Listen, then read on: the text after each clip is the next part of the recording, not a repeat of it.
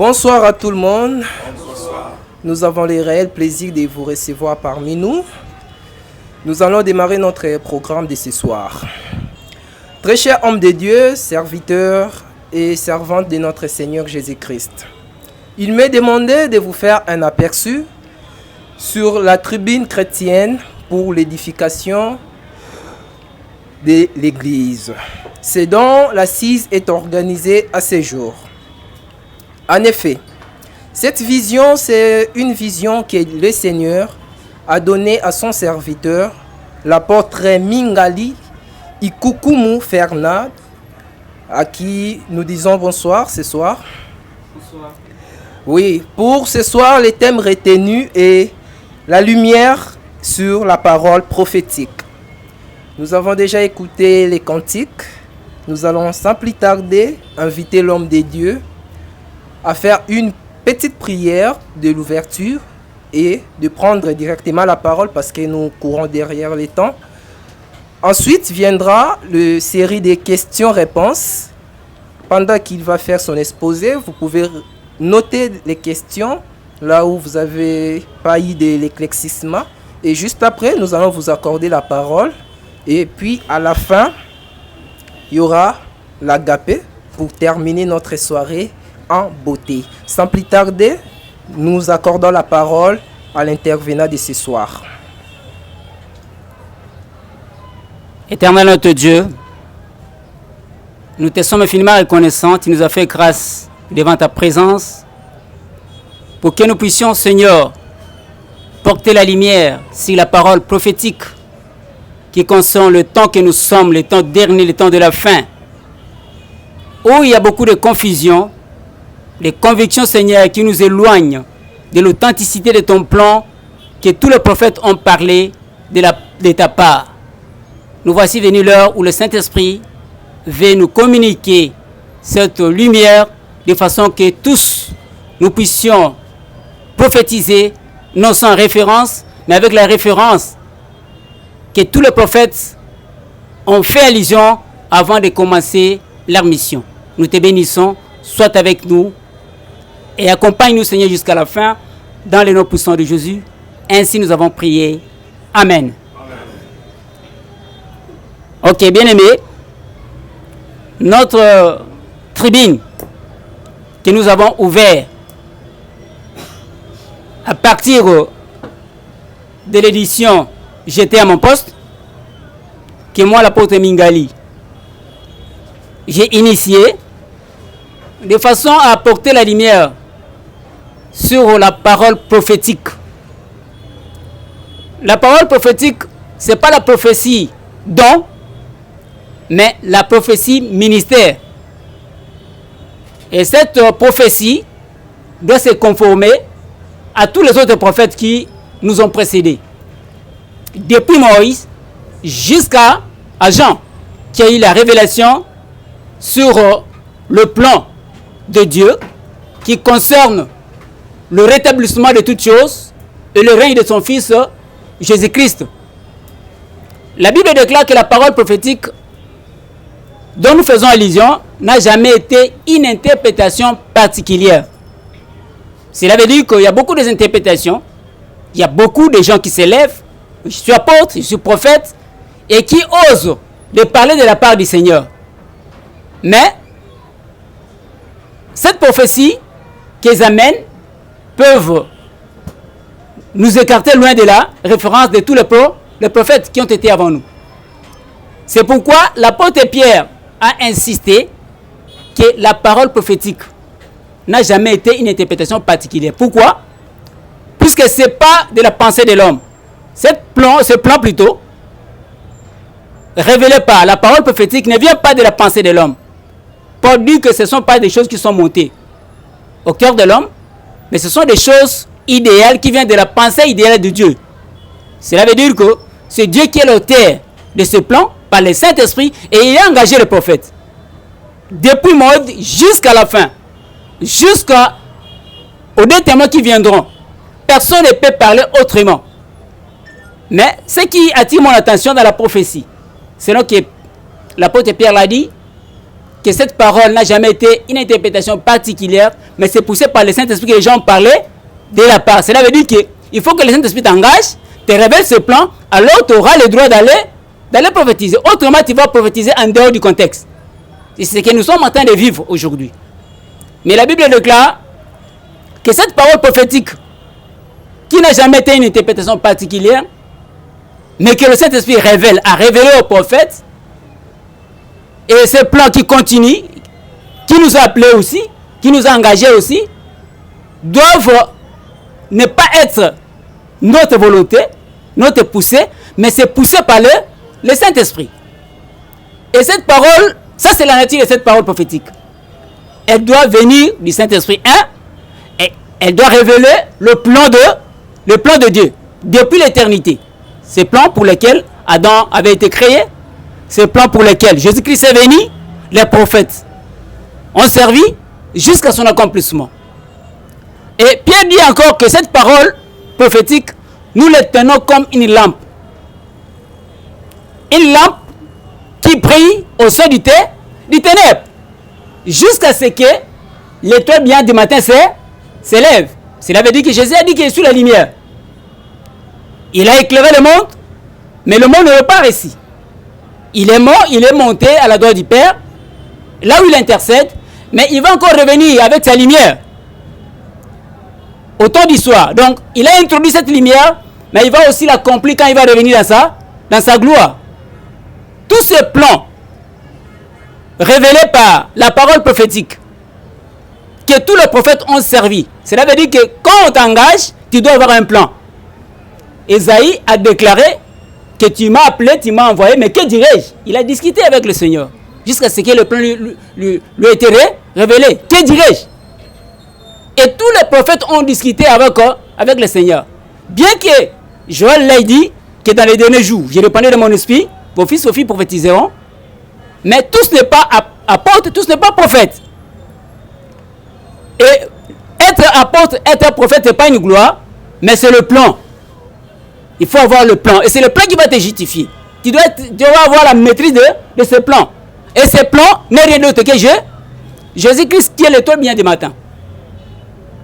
Pierre dit que jusqu'à ce que cette étoile du matin soit élevée. Cela veut dire qu'au temps du soir, où les ténèbres règnent sur la terre, pour avoir refusé Jésus-Christ, il faut que Christ soit élevé. Il sera l'étoile finale. Quand il s'élèvera, c'est la lumière du soir. Et personne non plus ne parlera de la part du Seigneur. Ce sera la fin de la prophétie biblique. Le temps de la prophétie, le temps messianique pendant fin. Et quand l'apôtre Pierre dit que nous élevons cette parole comme une lumière qui brille dans les ténèbres, jusqu'à ce que l'étoile du matin s'élève, et c'est lui Jésus-Christ, qui est une personne. C'est l'apôtre Paul le dit dans le livre de Corinthiens, de Colossiens, aussi ce mystère révélé est Jésus-Christ qui est le plan de Dieu. Ce plan de Dieu devait s'accomplir, mais au travers d'une personne. Cette personne devait naître d'abord comme un homme, les premières prophéties des prophètes. Il devait grandir, il devait mourir, il devait être ressuscité, monter à la gloire, servir sa gloire, jusqu'à un temps, un excitant, que nous appelons le temps de rétablissement de toutes choses dont les prophètes ont parlé. Donc, cette parole prophétique révèle un plan. Ce plan a pour but rétablir toutes choses comme à l'originalité. Ce plan, Dieu avait engagé Adam dans ce plan, mais c'était sans succès. Il a engagé les prophètes sans succès, jusqu'à ce que Jésus-Christ est venu selon le plan de Dieu. Donc Jésus-Christ est lui-même le plan. Donc il faut que Jésus-Christ nous soit révélé pour que nous puissions comprendre pourquoi il est le plan. Donc toute la vie de Jésus-Christ était remplie de prophéties. Sa naissance, prophétie. Sa croissance, prophétie. Sa mort, prophétie. Son ministère, prophétie. Sa mort, prophétie. Son ascension, prophétie. Sa gloire, prophétie. Et son retour aussi, c'est une prophétie. Donc c'est un plan. Tout plan, c'est un projet. Ce projet commence et ce plan doit s'achever un jour. Mais le début de ce plan, c'est quand Christ est venu. Toutes les bénédictions sont en lui. Toutes les promesses. Donc sa vie renferme toutes les prophéties. En lui, Dieu nous a bénis de toutes sortes de bénédictions dans les lieux célestes. Non seulement pour réunir le monde, mais pour nous réunir aussi avec le ciel. C'est pourquoi la Bible déclare que en lui, Dieu a voulu nous bénir afin de réunir toutes choses, ceux qui sont au ciel et sur la terre. Donc, ce plan a pour un but, c'est de rétablir le monde. Ramener le monde séparé avec lui et commencer un monde nouveau qui sera composé de justes, qui seront justes, qui vont former une famille avec les anges, des hommes créés à son image et à sa ressemblance. Donc c'est en Christ que Dieu a voulu faire toutes choses nouvelles, comme l'apôtre Pierre est en train de le dire. Et il le fait, il a commencé à un temps et il finira à un temps. Et ce temps, c'est le temps dont nous avons fait allusion, le temps du rétablissement de toutes choses dont le prophète en parlait, afin de commencer un nouveau règne. Après qu'il ait éliminé toutes les dominations, les principautés, il doit élever son fils pour le couronner et pour l'établir dans sa gloire. Mais pour rétablir toutes choses, il y a un élément qui doit se faire. Il doit faire de tous ses ennemis ses marchepieds. Puisqu'il veut commencer un monde nouveau, il veut commencer un monde nouveau avec un nouveau roi juste, établi selon non la volonté de l'homme, mais selon lui, pour qu'il soit couronné de l'éternité en éternité, car son règne n'a pas de fin. Donc, Paul le dit, fait allusion de ce que je suis en train de dire dans le livre de 1 Corinthiens 15, que Christ doit régner. Mais quand? Jusqu'à ce qu'il ait mis ses ennemis se marche-pied. Et le dernier ennemi qui sera détruit, c'est la mort. Il a illustré la mort comme le dernier ennemi, mais il y a d'autres ennemis. Donc le rétablissement de tout ce qui est le carrefour de l'accomplissement de tous les prophètes ont prophétisé voyant ce moment-là, où Dieu devait rétablir toutes choses, réunir toutes choses, sanctifier toutes choses, et restaurer toutes choses comme au commencement, pour que la fin de la mission de Christ soit accomplie et que le succès et la gloire de Christ lui soit donné. C'est pourquoi il dit dans le livre de Jean 17 que Père, révèle ma gloire. Donc tu dois révéler ma gloire au monde, qui sache que c'est en moi que tu dois accomplir toutes choses. Donc, moi je t'ai donné ta gloire, toi aussi tu dois me donner ma gloire. Et cette gloire-là, c'est la gloire éternelle qui donne la vie éternelle à quiconque comprend ce plan et s'intègre dans ce plan-là, automatiquement, il devient héritier de la gloire de Christ, il devient co-héritier et il va hériter la gloire avec le Seigneur. C'est pourquoi on dit que Christ, il est l'étoile bien dit du matin. Donc, le rétablissement de toutes choses, c'est le moment où le Seigneur va accomplir tout. C'est pourquoi l'apôtre Pierre dit aux Juifs que c'est Jésus que vous avez refusé là. Dieu l'a élu. Il l'a choisi. Pourquoi il l'a choisi? Il a préparé, il a gardé au ciel et il a un plan pour l'établir comme un juge afin de dominer, de régner. Et c'est lui que vous avez refusé, mais Dieu l'a établi juge. Donc c'est pourquoi vous devez vous repentir. Pourquoi? Puisque le salut est plus près de vous. Mais il doit rester au ciel jusqu'au temps du rétablissement de toutes choses dont les prophètes ont parlé. Il a donné un signe qui doit être un signe capital pour l'eschatologie. Donc, Christ doit rester au ciel jusqu'à un point X. C'est au temps du rétablissement de toutes choses dont les prophètes ont parlé. Cela veut dire que jusque-là, Christ se révélera en nous. Il a servi dans ce plan comme un avocat, mais il va servir un jour comme un juge. C'est pourquoi Esaïe a dit que je vous ai annoncé les premières choses, elles sont accomplies, mais il reste maintenant les choses à venir que vous ne connaissez pas. Et Jésus avait dit, vous ne connaissez nul heure. Mais il a donné des signes. Au temps de Noé, il n'y avait pas de signes. Mais Noé avait une foi fondamentale, parfaite, et il s'est mis à construire l'arche. Mais nous, à notre temps, nous avons des signes. Et nous vivons des signes. Nous sommes nous-mêmes des signes. Et des présages. Mais, dans tout ce que nous sommes en train de faire, ça ne prouve pas que nous sommes avertis. Et la Bible déclare, il faut ajouter à votre foi que vous avez la science. Donc, nous avons tout intérêt de connaître les choses à venir. Et ces choses à venir, c'est la parole prophétique qui annonce le retour de Christ et le signe du temps et le rétablissement de toutes les choses dont les prophètes ont parlé.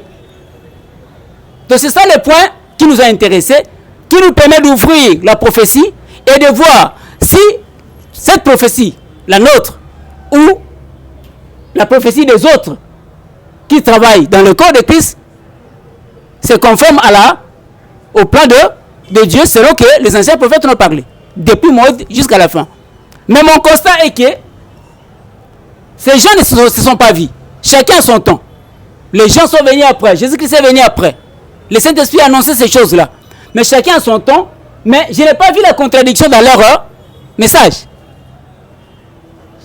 Donc j'ai vu que et les Pierre et les Joël, tout le monde ont parlé conformément au plan de Dieu révélé à Moïse. Mais ils ne se sont pas vus. Mais nous sommes les contemporains, mais chacun parle son langage. Or, avant que Jésus-Christ vienne, il doit se révéler totalement à l'épouse pour que nous parvenions à revenir à la même parole, à la même connaissance, qui va nous donner une même foi, que nous sommes unis, sans pour autant qu'il y ait séparation. Chacun dans son coin, il parle de sa façon. La Bible déclare, Jésus a dit, je me suis révélé en eux, je le ferai encore. Si la première révélation de Christ comme Fils de Dieu, les gens ne l'ont pas reçu, mais quand il va venir comme le Fils de Dieu venant dans la nuée, tout le monde le verra et seront convaincus réellement celui que nous avons rejeté et le Messie devait venir. Donc c'est par là que nous mettons un point sur notre introduction de ce soir sur la parole prophétique. L'apôtre Pierre dit, non, c'est l'apôtre Jean qui l'a dit dans le livre d'Apocalypse, que si vous lisez cette parole prophétique dans vos églises, il y a beaucoup d'enseignements, mais la parole prophétique est comme la lampe, comme un boussole. Si vous le lisez dans vos églises, à chaque instant, vous aurez plutôt la bénédiction qui est dans cette prophétie. Et cette prophétie, c'est une richesse, puisque c'est la fin. C'est là l'objectif de notre foi, et c'est là notre héritage. C'est ce que nous attendons, c'est notre couronnement. C'est le but même de notre appel. Si nous mettons ces choses à côté, notre foi sera une foi qui n'aura pas de fondement. Pour que notre foi soit forte, il faut que cela soit appuyé par la parole prophétique. Ça statue, ça donne la force, ça met des garde-fous pour nous conserver dans l'amour du Seigneur. Et cette parole ne ratera pas. Jésus revient, c'est certain. Quand moi j'étais dans mon poste, il m'a convaincu, il m'a fait voir ces choses-là et il m'a dit de l'écrire. Comme il avait dit à Jean, c'est certain. Pourquoi? Parce que la parole de l'homme peut passer. Mais la parole de Dieu ne pourra jamais passer. Il a dit ça dans Matthieu 24 et Luc 21. C'est une parole faite avec ses serments. Et le serment est irrévocable. Et ce serment ne c'est pas le serment d'un homme. La Bible dit qu'il a juré par lui-même que tout genou fléchira devant et toute bouche confessera, toute langue, tribu confessera que Jésus est Seigneur et prêtera serment à mon nom. Là, nous mettons un point. Je crois que c'est ça, le résumé de la parole prophétique que nous aurons à détailler dans tous nos tribus, que nous allons commencer à monter. Le premier tribu, nous avons fait allusion à la nature de la prophétie, qui est la parole de Dieu, qui révèle le plan de Dieu, que Dieu a promis et qui va accomplir, qu'il a, selon son plan, le conseil de sa volonté, il a arrêté ses plans, il a juré, et les serments, vous savez vous-même. Même si nous n'avons pas la foi, même si nous ne croyons pas en Dieu, mais si Dieu fait serment, si quelqu'un te promet avec serment, cela veut dire qu'il t'a rassuré qu'il neige ou qu'il pleuve, et Dieu a juré par lui-même. La Bible dit qu'il n'a pas juré, il n'a pas quelqu'un qui est plus grand que lui, pour qu'il puisse jurer en son nom, de façon que s'il avorte cette promesse-là, qu'il soit poursuivi. Mais comme il est le Tout-Puissant, au-dessus de lui, il n'y a pas un autre Dieu, il a juré par serment en lui-même. Je jure. Et Jésus, dans l'Apocalypse, dit, je reviens bientôt. Donc, vous avez le temps de poser des questions à partir de ces résumés pour que l'opinion qui nous suit soit éclairée. Et je salue mes amis apôtres et prophètes. Si tu es là, sois intéressé de façon à nous rejoindre pour que tu ne puisses pas prophétiser en vague-vague, sans référence. Puisque quand on va mettre le roseau pour mesurer ta prophétie, et tu verras que tu as prétendu être, mais tu ne l'es pas. J'ai dit aux apôtres et prophètes de la Bible que nous avons fondement comme Christ, nous sommes fondés sur le fondement des apôtres et des prophètes, Christ comme Pierre angulaire. Je termine là. Merci, que Dieu vous bénisse. Merci, cher apôtre. Nous allons rapidement prendre des questions. Qui a une question à poser? Vous commencez par vous présenter. Ok, merci beaucoup. Je me présente, c'est le pasteur Freddy Massassa, le pasteur de l'église Semence de Vie, située sur l'avenue Bambili, à Kimbangu, dans la commune de Kalam. J'ai d'abord des questions à poser à l'apôtre. La première, il nous parle de la parole prophétique. Et nous savons qu'aujourd'hui, les gens sont attirés par la prophétie. Est-ce que l'apôtre peut nous faire la différence entre la prophétie que aiment les gens, je vois un voyage devant toi, je vois un mariage, je vois ceci ou cela devant toi, la prophétie qui attire les gens, et la parole prophétique, y a-t-il une différence? Ça, c'est la première question. La deuxième, dans ton allocution, tu as dit que aujourd'hui, là, beaucoup de gens sont en train de parler, mais il y a des messages qui ne cadrent pas avec le plan de Dieu. Et vous amenez une prophétie qui veut recadrer, en quelque sorte. Est-ce que tu peux, en quelques mots, illustrer, sans citer les noms de tel ou tel autre prophète, mais citer quelques messages qui conduisent vers l'hérésie et cibler exactement ce dont vous voulez ramener le peuple de Dieu sur les rails. Merci. Merci, pasteur. Ok. Le premier aspect de la question de notre pasteur, c'est faire la différence entre la prophétie qui concerne la vie de l'homme, donc les bénédictions de ces temps. Donc comme Pierre avait posé la question, nous t'avons servi, et quelle sera notre récompense? Tout ce qui vient au Seigneur a un plan. Il suffit que seulement qu'il soit dans le plan de la restauration, Dieu rétablit tout ce que nous avons perdu. Quand il restaure, il nous compte juste. Le premier don, c'est une don la justice qui était en Jésus-Christ. Et le juste doit vivre par la foi. Il y a des promesses à venir dont nous faisons allusion, qui concernent la gloire éternelle. Il y a le niveau de gloire. Il y a les prophéties qui concernent nos bénédictions à propos de la gloire de ce monde, par rapport aux autres, par rapport à la vie antérieure que nous avons menée. Tu étais célibataire, on t'a donné un mari, tu glorifies le Seigneur. Tu n'avais pas d'enfant, on te donne l'enfant, tu étais pauvre, le Seigneur t'est béni. Et un voyant qui a un don, quand tu perds ta foi, quand tu fais une crise de foi, lui vient te fortifier pour te rassurer que non, ces choses-là sont devant toi.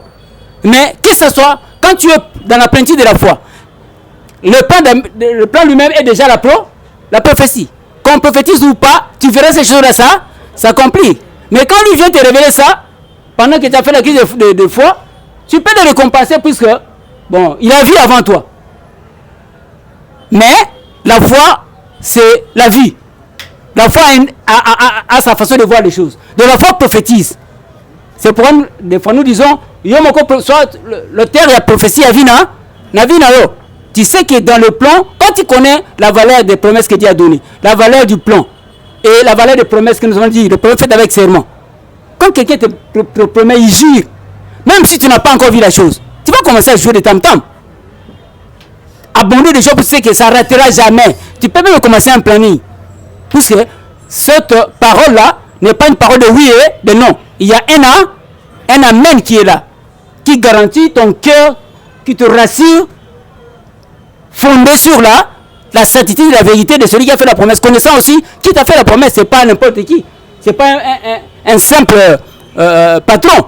Mais c'est celui qui appelle en exécution les choses qui n'existent pas. Je crois que j'ai répondu à la première question. Mais la seconde, c'était à propos de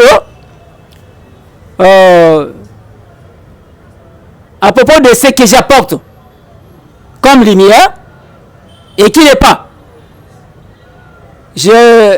À propos de cette question, comme nous sommes encore au début, ce plan va elle-même nous. Je ne vais pas citer les noms des gens, mais quand nous allons commencer, je crois que dans l'autre tribune 2, nous allons entrer en profondeur et nous allons commencer en mettant le roseau, tout un chantier apôtre ou prophète là où il est. Il va découvrir que, moi j'avais bien commencé, peut-être je ne vais pas saisir, puis arriver à ce point-là. Pourquoi? Puisque nous allons étaler le plan du retour de Christ et le signe du temps. Nous allons parler du rétablissement de toutes choses qui est le point central, et nous, à partir de ça, nous allons mettre le signe du temps. Parlons de l'enlèvement par exemple. Parlons surtout l'enlèvement. Donc je venais de dire que toutes les prophéties qui sont une bénédiction pour les Juifs, secondement pour les nations, auront leur plein accomplissement dans le rétablissement de toutes choses. Donc il n'y a pas une prophétie qui devait s'accomplir avant le rétablissement. Non. C'est un moment capital. Si le Seigneur t'enlève et t'amène dans ce moment-là, tu verras. Et tous les prophètes, leur fin, c'est là. C'est là où tout sera accompli. Donc cela veut dire que ce soit l'enlèvement, que ce soit notre communion avec le Seigneur, notre communion, juif ou nation, unis dans la foi, c'est à ce moment-là du rétablissement que tous les prophètes ont parlé. Et ce message est rarement prêché dans l'église. Quand Pierre a demandé à Jésus-Christ dans Matthieu 19 que j'ai tout quitté, la pêche, mais je te suis. Moi, je suis un papa, j'ai des enfants. Mais qu'est-ce que je vais récolter après t'avoir suivi? Jésus lui a dit, dans ce temps, tu auras au centuple. Ce que tu vas s'aimer, ce que tu vas donner, ce que tu vas travailler, tu seras béni. Même si ta pêche avait connu une malédiction, le filet il devait vivre le miracle de la pêche, n'est-ce pas? Mais, en plus de ça, au moment du rétablissement, au temps du rétablissement de toutes choses, quand moi je serai assis dans mon trône maintenant, il le amène maintenant au moment du rétablissement. Quand moi je serai assis, je vais rétablir toutes choses. Il sera assis à mon trône, commencer mon règne. Après avoir fait tous mes ennemis de marche-pied, toi tu seras avec moi. Donc, c'est là alors le point que nous allons commencer à évoquer. Puisque ça donne beaucoup. J'ai senti un mauvais son par rapport au son que j'ai entendu quand j'étais à mon poste. Et j'ai vérifié, j'ai vu que tous les prophètes ne parlent pas de la même façon que ces gens-là. Le langage là, ça craque un peu. Maintenant, il faut apporter la lumière pour que nous puissions servir le Seigneur avec assurance et prêcher le retour de Christ comme les apôtres l'ont prêché avec toute assurance, avec connaissance, avec maîtrise. Non comme quelqu'un qui t'attend, qui laisse les gens en suspense. Mais tu dois atterrir et l'atterrissage c'est dans le prophète, dans le rouleau et dans le plan de Dieu, conformément à ce que les prophètes ont dit. Moi j'ai fait un effort de réunir tous ces prophètes-là en Moïse. J'ai sali le Seigneur. J'ai glorifié le Seigneur pour ça. Donc je crois que tout le monde aussi, quand nous allons commencer à le faire, ils vont emboîter les pas. Merci beaucoup. Voilà. Je ne sais pas s'il y a une autre question. Nous allons rapidement. Oui, voilà.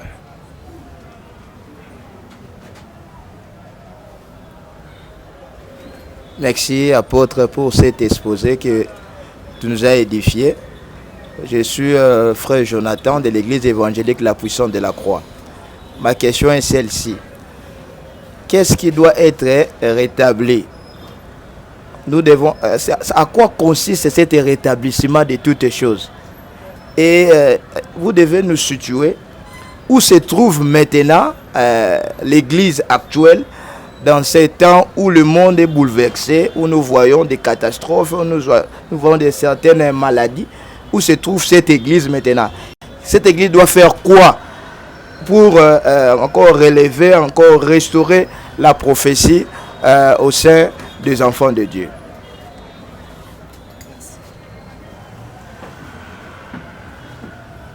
Ok, c'est facile. Tout est dans le plan de Dieu. Christ est le plan de Dieu. Depuis qu'il est mort jusqu'à son retour, c'est le plan. Et nous sommes conséquents, nous sommes la conséquence de ce plan-là. Donc tout chrétien, il est conséquent de ce que Christ a fait sur la croix de Golgotha. Nous étant chrétiens, nous avons reçu sa justice et nous devons vivre par la foi. La foi, c'est d'abord, j'aime beaucoup mon associé que j'appelle Habakkuk. C'est lui, avant même que Paul dise que les justes vivent par la foi, c'est lui qui a commencé. C'est un prophète qui a parlé de la foi, qui a démontré la foi. Et il n'y a pas la foi sans la justice. Il n'y a pas la justification sans la condamnation. Si nous sommes justifiés, c'est par rapport au jugement. Si Christ il est venu comme un avocat, c'est plus qu'il y a le jugement. Malgré que tout est entre ses mains. Donc l'église actuelle, puisque le Seigneur dans son plan ne fait rien sans révéler son secret à ses serviteurs, apôtres et prophètes. S'il veut apporter la lumière, cela veut dire qu'il voit qu'il n'y a pas la lumière. S'il veut amener révéler notre foi, au travers de sa promesse faite avec serment authentique, c'est juste pour édifier notre foi. Et Christ a dit, quand je vais revenir, trouver la foi. Pourquoi? Parce que l'amour de beaucoup, c'est le fadiga. Or, l'amour, c'est Christ, c'est la vie, c'est la peinture de Christ en nous. Le plus grand commandement, d'abord, c'est aimer de tout son cœur. Christ étant l'amour, quand il vient en nous, il nous donne les capacités de faire la volonté de Dieu et de le servir, comme nous venons de le chanter. Cet amour-là doit déborder jusqu'à nous abandonner totalement à Dieu avec tous nos cœurs, comme il a déclaré. Mais il y a des amours. Il y a l'amour propre ou l'amour du monde et l'amour de Dieu. Si aujourd'hui l'amour de Dieu, la gloire de ce monde, voile l'intelligence de l'église, nous devenons comme Samson. Automatiquement, nous perdons foi et nous chutons par rapport au niveau, à la position que le Seigneur avait voulu nous placer. Donc l'église aujourd'hui est en chute. La foi est en chute. Il y a une crise de foi, de la foi authentique, qu'il appelle la foi parfaite, qui est l'instrument de tous les prophètes. Et cette foi parfaite, l'amour parfait, c'est la révélation de Jésus-Christ. La pensée, ses sentiments, ses ambitions. Il est venu pour quoi? Mourir pour quoi? Il poursuit quoi? À la croix, tout ce qu'il a subi là. Le but était quoi? C'était la gloire. Le but de Christ devait d'abord souffrir et puis entrer dans sa gloire. Ce n'est pas la gloire de ce monde qui va pâlir. Isaïe a dit la gloire de ce monde va passer. La gloire de ce monde est comme l'herbe. Mais c'est la gloire éternelle qui nous donne l'identité d'un homme, des enfants de Dieu, des citoyens célestes. Aujourd'hui, nous glorifions un bon citoyen chrétien. L'évangile fait de bons citoyens aujourd'hui. Mais Paul dit aux Romains qu'après ça, puisqu'il y a des juges, il y a des magistrats qui nous justifient, nous avons de bons citoyens. Nous obéissons à des lois. Mais plus que ça, il faut poser la question à quel temps nous sommes. C'est l'heure de nous réveiller enfin du sommeil, car la nuit est avancée et le jour approche où Christ va laisser son sacerdoce, changer le sacerdoce. Ce jour-là, il va venir comme un juge. Et il apparaît d'abord dans la nuée, tout homme le verra dans la nuée, et il va changer comme, nous disons, l'éclipse. Après la nuée, tout homme le verra. On peut le voir. Mais quand il va changer comme l'éclat du soleil, en plein midi, personne n'aura le temps de le voir. C'est pourquoi la montagne de transfiguration, ceux qui ont tenté, quand Christ a révélé cette gloire à venir, mais tout le monde était tombé en terre. Personne ne peut voir la gloire de Dieu comme ça. Non. Même Moïse il a voulu voir la gloire de Dieu. On lui a dit non. Personne ne peut me voir et vivre. Ce n'est pas dans ses corps qu'on peut voir la gloire éternelle. Il faut travailler maintenant son corps pour le salut comme Christ a travaillé son âme. Dans Isaïe 53, 11. À cause du travail de son âme. Afin de récolter, d'avoir le rang de grand au ciel et sur la terre. Et réunir toutes choses. Donc, je crois que j'ai répondu à cette question. L'autre question. Il y a encore une question. je crois, la tribune de l'édification de l'Église touche déjà à sa fin. Nous rappelons que le thème d'aujourd'hui était la lumière sur la parole prophétique. 2 points étaient à l'ordre du jour, à savoir la nature de la parole prophétique, le but de la parole prophétique. L'apôtre a exposé à long et à large. Nous avons tous compris, le message est beaucoup plus ciblé pour les prophètes, les apôtres et les serviteurs de Dieu. Voilà, nous sommes arrivés à la fin. Nous allons demander à l'apôtre de faire la prière de la clôture. Et juste après, nous allons partager même une bouteille de l'eau sucrée. Et puis nous allons retourner à nos demeures respectives. Je vous remercie et puis je donne la parole à l'apôtre. Ok. Je crois que nous sommes à la fin. Ce n'est que le début, c'est le tribune numéro 1. Nous aurons un tribune numéro 2 jusqu'à ce que nous puissions épuiser toute la richesse qui est dans la parole prophétique. Et cette richesse aussi est inépuisable. Mais nous allons creuser. Donc, dans toute cette vérité, cette lumière de la parole prophétique, nous avons tout mis dans un livre. Le livre est déjà écrit, mais n'est pas encore publié. Je crois qu'à la longue, quand le travail de préface va prendre fin, le livre sera publié et là nous avons tout écrit sur la prophétie. Tu vas creuser, tu peux creuser. Si tu es un bon creuseur, tu vas trouver l'or qui est caché dedans. Et je crois que au moment opportun, quand ce livre sera publié, vous serez informés et soyez branchés avec nous, vous qui nous suivez dans le YouTube, dans le Face et dans d'autres médias. Que le Seigneur vous bénisse.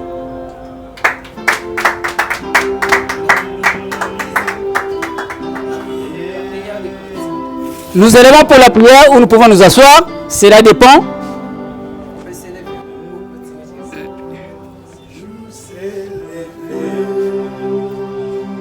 Et nous a visité. Voici de temps nouveaux. Chantons gloire à l'agneau. Nous recevons de Christ ce qu'il avait promis, le Saint-Esprit est là. Le Saint-Esprit est là. Le Saint-Esprit est là, la mort a disparu, Dieu donne un plein salut, et sur le monde entier, le grand jour s'est levé. Le Saint-Esprit est là. Mosungi azali, Mosungi azali, Molimo Monsanto.